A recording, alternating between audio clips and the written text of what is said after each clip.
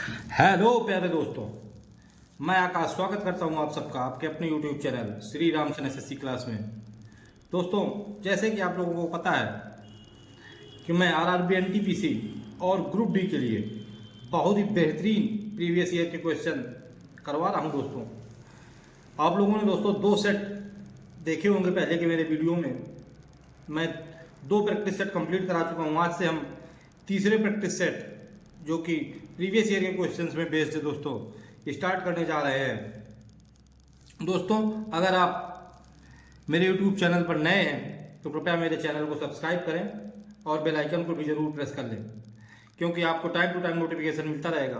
दोस्तों, आज से मैं रीजनिंग की भी क्लास स्टार्ट करने जा रहा हूं, जो कि वो भी प्रीवियस ईयर क्वेश्चनों के ऊपर ही बेस्ड है। आरआरबी एनटीपीसी और ग्रुप डी दोनों के लिए इंपॉर्टेंट है। दोस्तों, आप उसको भी देखना ना भूलें। ठीक है दोस्तों, तो हम ज़्यादा बातचीत ना करते हुए सीधे चलते हैं अपने सवालों पर, जो कि हमारा आरआरबी एनटीपीसी और ग्रुप डी के लिए। दोस्तों, मैं बार बार बता रहा हूँ, आरआरबी एनटीपीसी और ग्रुप डी के लिए वेरी वेरी मोस्ट इंपॉर्टेंट है। चलिए दोस्तों, चलते हैं क्वेश्चन नंबर फर्स्ट की तरफ। क्या कह रहा है क्वेश्चन, चलिए देखते हैं। क्या कह रहा है पहला क्वेश्चन कह रहा है, निम्नलिखित आकृति में गणित में 10 अंकों में से 5 विद्यार्थियों के अंकों को दर्शाया गया है। क्या गणित का 10 अंक का पेपर हुआ था जिसमें कि 5 विद्यार्थियों को जो अंक प्राप्त हुए हैं उनके अंकों को इस ग्राफ में दर्शाया गया है। चलिए ठीक है। क्या कह रहा है कि छात्र 1 को 8 नंबर मिले हैं, छात्र 2 को 9 नंबर मिले हैं, छात्र 3 को 10 नंबर मिले हैं, छात्र 4 को 6 नंबर मिले हैं और छात्र 5 को 6 और 8 के बीच में तो 7 नंबर मिले हैं।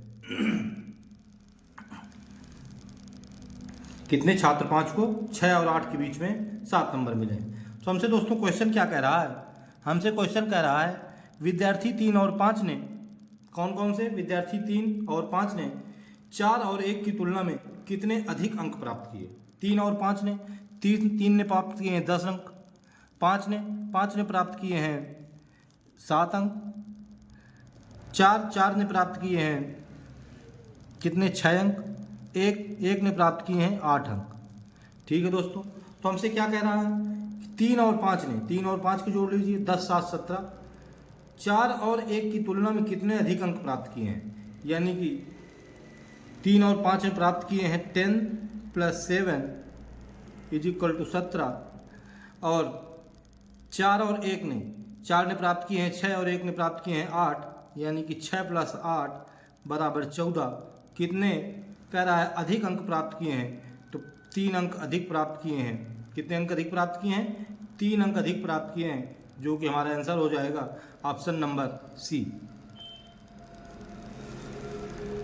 कह रहा था विद्यार्थी 3 और 5 ने 4 और 1 की तुलना में कितने अधिक अंक प्राप्त किए हैं? तो 3 ने 10 अंक प्राप्त किए हैं, 5 ने 7 अंक प्राप्त किए हैं, 4 ने 6 अंक प्राप्त किए हैं, 1 ने 8 अंक प्राप्त किए हैं। तो 10 और 7 17, 6 और 8 14, यानी कि 3 अंक अधिक प्राप्त किए हैं। ठीक है दोस्तों, हमारे क्वेश्चन नंबर 1 का आंसर हो गया सी नंबर। चलिए अब हम देखते हैं नेक्स्ट क्वेश्चन। क्वेश्चन नंबर 2 क्या कह रहा है?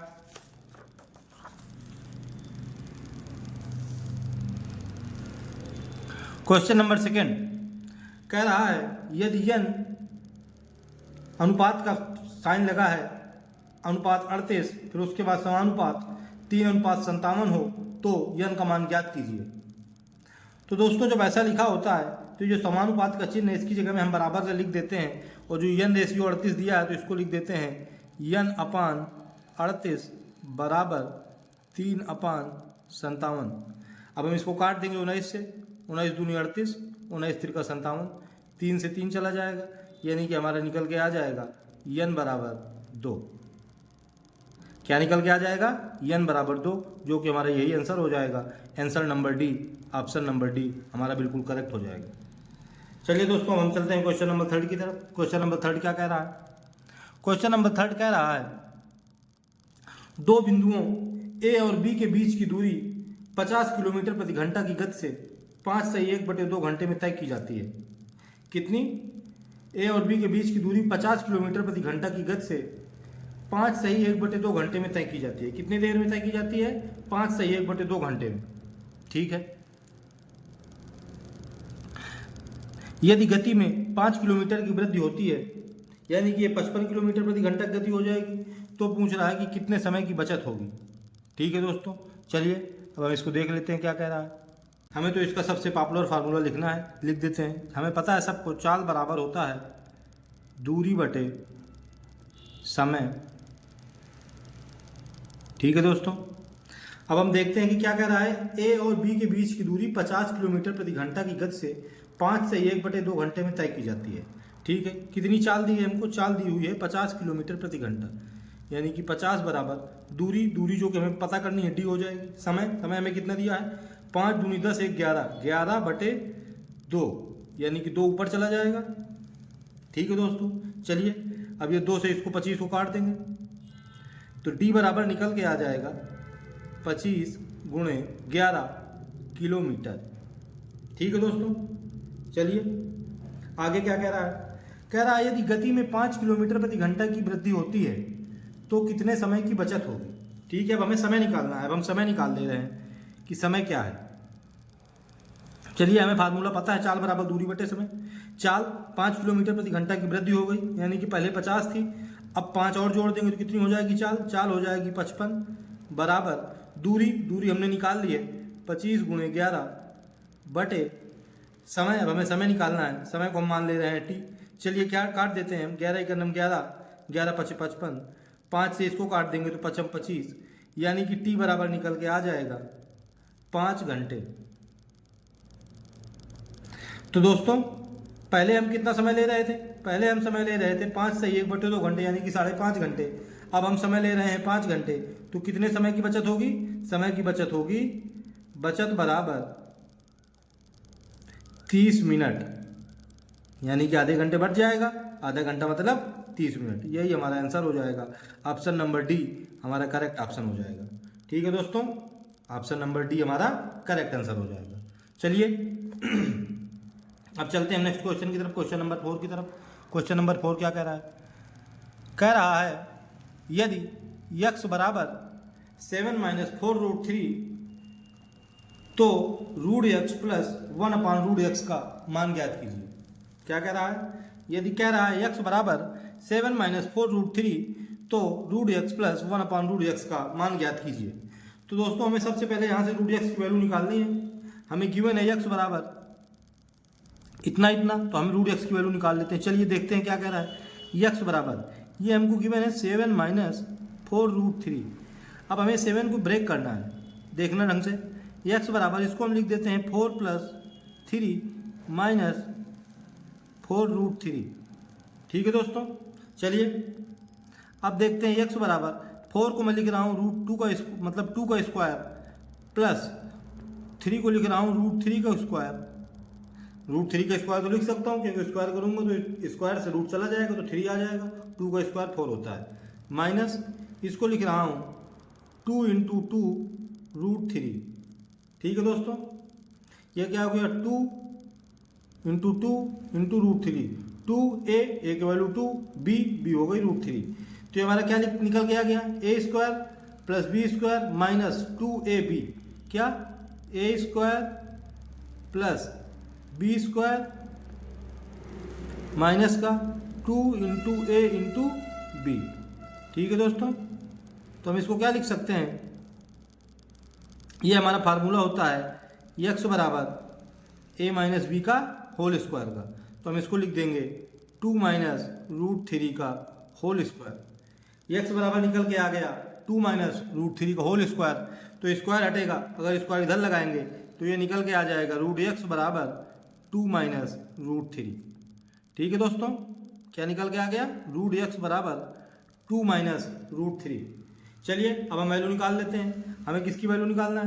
हमें वैल्यू निकालना है √x प्लस 1/√x बराबर, चलिए हम लिख देते हैं 2 - √3 प्लस 1/2 - √3। अब जब अपान में ऐसी सम्मिश्र संख्याएं दी होती हैं तो हम इसका ऊपर नीचे इसके अपोजिट से मल्टीप्लाई करा देते हैं, तो ये आ जाएगा 2 + √3 अपान 2 + √3। ठीक है दोस्तों, चलिए और सॉल्व कर लेते हैं। तो ये आ जाएगा 2 - √3 प्लस 1 का इसमें मल्टीप्लाई होगा तो ये वही आ जाएगा 2 + √3 अपान एक ब्रैकेट में हमको दिया है a माइनस बी, एक ब्रैकेट में दिया है a प्लस बी, तो ये फार्मूला होता है a square minus B square का, यानी कि ये 2 जब 4 और रूट 3 का 3 आ जाएगा, 4 माइनस 3 बराबर 1, तो यानी कि ये 1 आ जाएगा। ठीक है दोस्तों, चलिए तो रूट 3 से रूट 3 कट जाएगा, अब हमारा निकल के आ जाएगा 2 और 2 4, यानी कि root X plus 1 upon root X बराबर क्या निकल के आ गया, निकल के आ गया 4। यही हमारा ऑप्शन, यही हमारा आंसर हो जाएगा। देखते हैं 4 किस ऑप्शन में है, 4 ऑप्शन नंबर सी में है, तो हमारा ऑप्शन नंबर सी बिल्कुल करेक्ट हो जाएगा।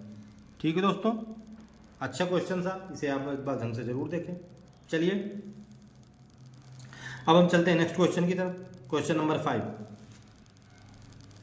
चलिए अब हम देखते हैं नेक्स्ट क्वेश्चन, क्वेश्चन नंबर 5 क्या कह रहा है। कह रहा है यदि y बराबर 2x माइनस 1 अपान x प्लस 3, तो x का मान ज्ञात कीजिए जब y बराबर 1 हो। ठीक है, क्या x की वैल्यू हमसे पूछ रहा है और हमें दिया है कि y बराबर 1 लेना है आपको। चलिए हम y बराबर 1 लिख देते हैं, 1 बराबर 2x माइनस 1 अपान x प्लस 3। हम इसका क्रॉस मल्टीप्लाई करा लेंगे तो हमारा निकल के आ जाएगा x प्लस 3 बराबर 2x माइनस 1। हम x को इधर ले जाएंगे, 1 को इधर ले आएंगे, तो हमारा क्या निकल के आ जाएगा, ये x इधर आएगा तो x सिंगल बचेगा, x बराबर ये माइनस का इधर आएगा तो प्लस आ जाएगा, x बराबर 4। यही हमारा आंसर निकल के आ जाएगा, जो कि हमें ऑप्शन नंबर ए में दिया हुआ है। ठीक है दोस्तों, तो हमारा क्या आ जाएगा, 4 निकल के आ जाएगा। चलिए अब हम चलते हैं क्वेश्चन नंबर नेक्स्ट की तरफ, 6 नंबर क्वेश्चन क्या कह रहा है। कह रहा है एक तार एक आयत के आकार में है। तार किसके आकार में है, आयत के आकार में है। इसकी लंबाई 42.7 मीटर है और चौड़ाई 21.8 मीटर है।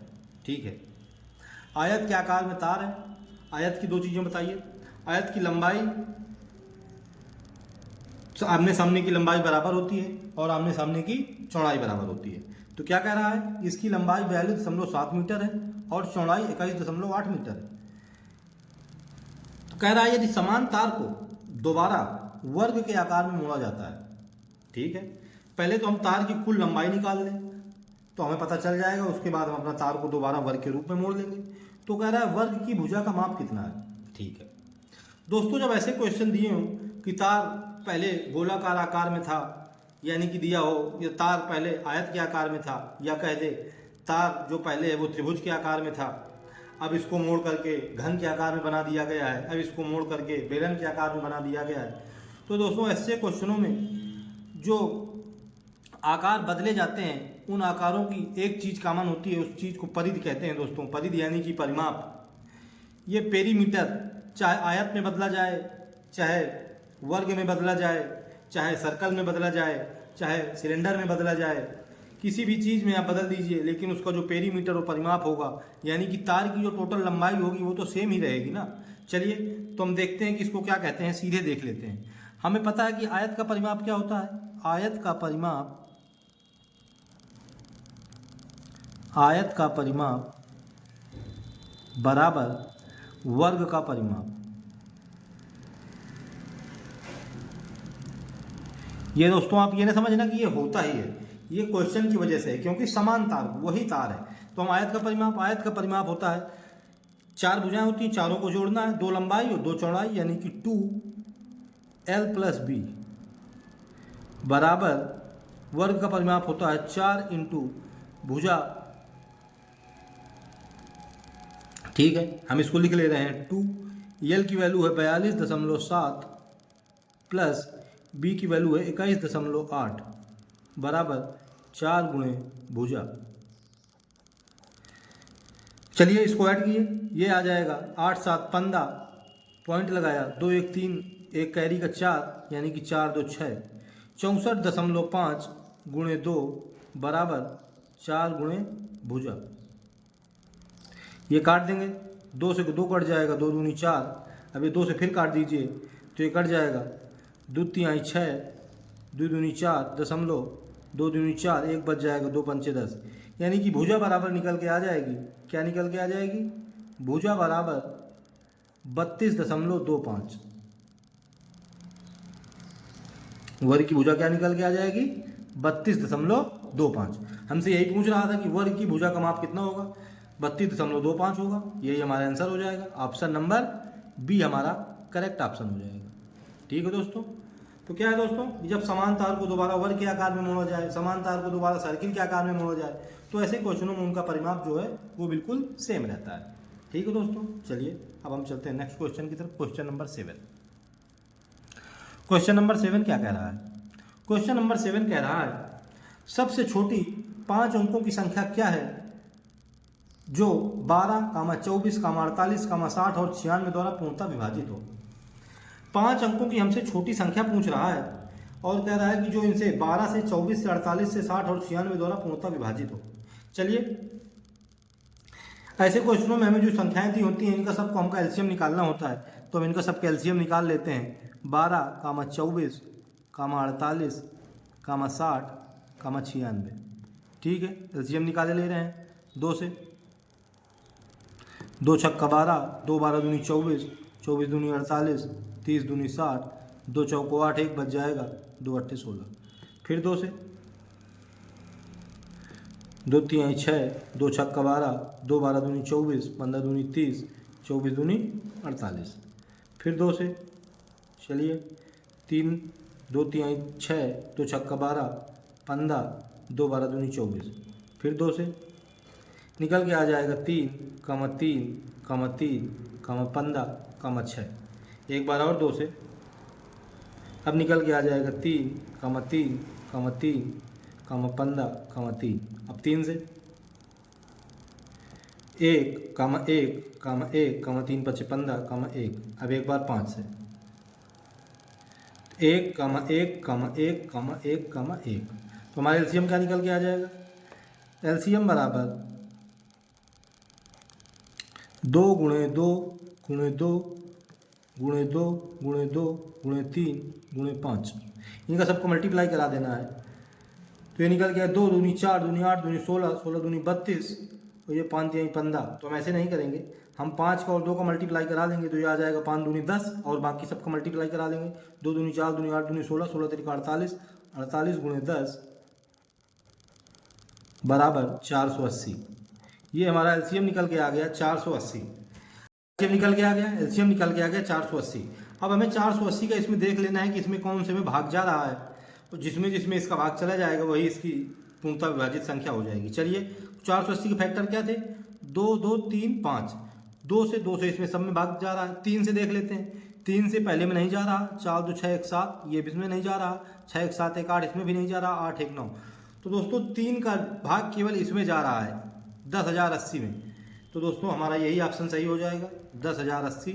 ऑप्शन नंबर डी बिल्कुल करेक्ट हो जाएगा।